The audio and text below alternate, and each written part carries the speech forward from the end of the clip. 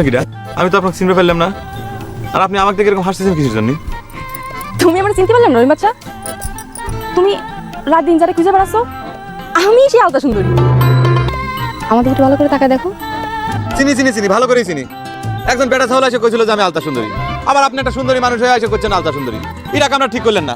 আমি পাগল হয়েছে বলে কি আপনি মনে করেন যে আমি ভালো মন্দ কিছু বুঝি না? আসলে লোক চিনি না। আরে শোনো না, আপনার কথা কি জন্য শোনা? আমার কোনো শোনার দরকার নেই। আপনারা খালি আমার সাথে ইয়ার্কি করেন, তাই না? আপনি কি ভয় পান না, আমি হলাম রহিম বাচ্চা। আচ্ছা, আলতা সুন্দরের সাথে একটু দেখা করা যাবে?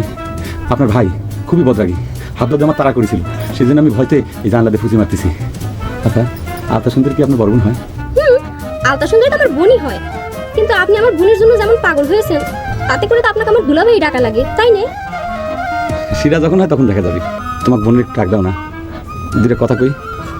অত তাড়াহুড়োর কি আছে? আমার সাথে কি আপনার কথা বলতে ভালো ঠেকতেছে না দুলাভাই?